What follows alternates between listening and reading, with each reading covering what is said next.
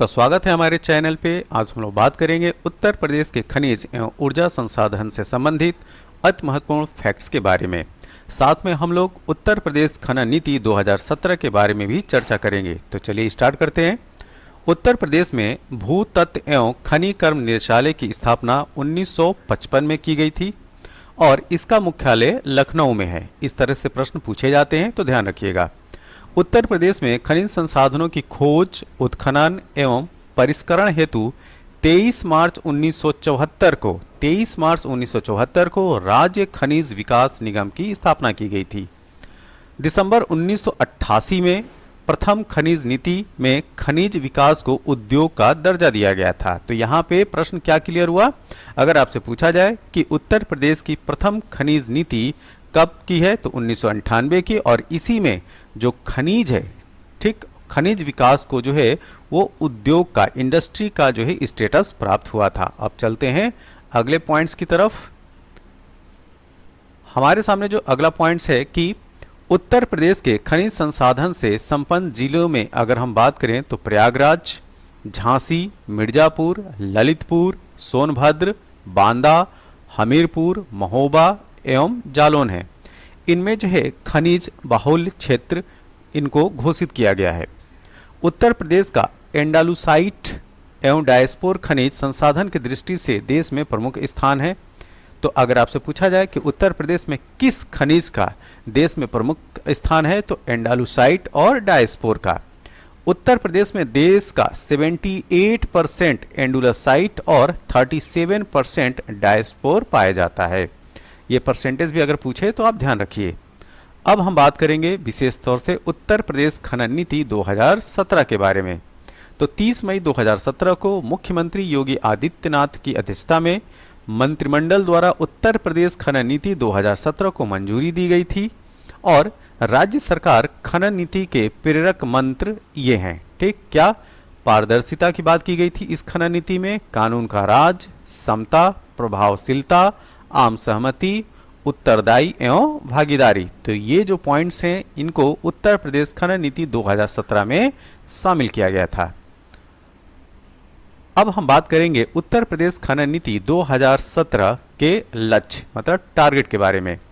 तो जो उपयुक्त मंत्र दिए गए थे उसके आधार पर निम्नलिखित लक्ष्य निर्धारित किए गए थे। ये लक्ष्य क्या थे? पहला, खनिजों के विषय में जागरूकता फैलाना, जन सामान्य को खान एवं खनिजों तक पहुंच, जन सामान्य को खनिजों की उपलब्धता और खनिजों का मूल्य जन साधारण के सामर्थ्य के अनुसार हो। ये चौथा पॉइंट था। पांचवा, उपरोक्त के आधार पर जन साधारण में खनिजों की स्वीकार्यता। ये पांचवा पॉइंट था, ठीक है।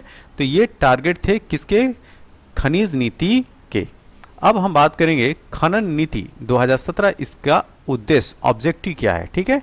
तो खानों एवं खनिजों के माध्यम से प्रदेश की सामाजिक एवं आर्थिक सतत विकास करना, खनिजों का संरक्षण करना, पर्यावरण एवं पारिस्थितिकी का संतुलन बनाए रखना, राज्यों के कुल राजस्व प्राप्ति में खनिजों से प्राप्त राजस्व के अंश को 1.80% से बढ़ाकर आगामी 5 वर्षों में 3% करना। इसको जरूर याद रखिए। क्या लक्ष्य है?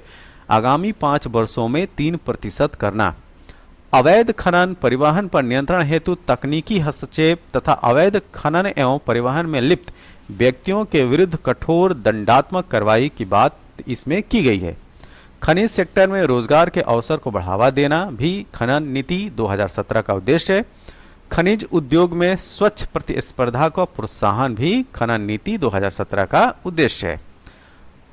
8वां पॉइंट ये है ऑब्जेक्टिव में कि खनिजों के वैज्ञानिक विकास हेतु तकनीकी ज्ञान एवं सुविधाएं तथा परामर्श उपलब्ध कराना। 9वां पॉइंट है इच्छुक उद्यमियों को खनिज आधारित सूचना आंकड़ों को उपलब्ध कराना। खनिज विकास की प्रक्रिया में निजी पूंजी निवेश को प्रोत्साहन और उद्यमिता का विकास करना। 11वां पॉइंट है खनिज विकास हेतु आधुनिक अन्वेषण तकनीकी के माध्यम से नए खनिज भंडारों के अन्वेषण में तीव्रता लाना। 12वां पॉइंट है खनिजों के परिहार की स्वीकृति की प्रक्रिया को पारदर्शी बनाने हेतु ई टेंडरिंग, ई नीलामी, ई वेंडिंग प्रणाली लागू किया जाना तथा खनन प्रशासन की कार्य प्रणाली को सरलीकृत करते हुए प्रक्रिया में पारदर्शिता लाना। एवं भ्रष्टाचार मुक्त बनाना। 13वां है खनन संक्रियाओं से प्रभावित व्यक्तियों तथा क्षेत्रों हेतु कल्याणकारी योजनाओं का संचालन करना। तो ये प्रमुख उद्देश्य थे खनन नीति 2017 के। अब इसी संदर्भ में हम लोग बात करेंगे कि उत्तर प्रदेश के जो परमाणु संयंत्र हैं, ठीक, तो जैसा कि हम जानते हैं कि उत्तर प्रदेश का एकमात्र परमाणु संयंत्र बुलंदशहर के नरौरा में स्थापित है और नरौरा परमाणु संयंत्र 220 मेगावाट क्षमता के 2 रिएक्टर कार्यरत हैं फिलहाल में, ठीक है। नरौरा परमाणु संयंत्र के प्रथम रिएक्टर से 1 जनवरी 1991 और दूसरे रिएक्टर से 1 जुलाई 1992 से व्यावसायिक विद्युत उत्पादन आरंभ हुआ है। हाल फिलहाल की बात करें तो 8 मार्च 2019 को प्रधानमंत्री नरेंद्र मोदी द्वारा 660 मेगावाट के संस्थापित क्षमता के पनकी तापी विद्युत संयंत्र जो कि कानपुर में है उसका शिलान्यास किया गया है। तो यह एक संक्षिप्त जानकारी थी उत्तर प्रदेश के खनिज और उत्तर प्रदेश की खनन नीति 2017 के बारे में। यह वीडियो आपको कैसा लगा? जैसा भी लगा हो आप अपने सुझाव जो हैं कमेंट बॉक्स में जरूर दें और इस वीडियो की पीडीएफ के लिए आप हमारे Telegram channel the Prayagraj institute को ज्वाइन कीजिए और इस पीडीएफ को प्राप्त कीजिए। तब तक के लिए थैंक यू, धन्यवाद।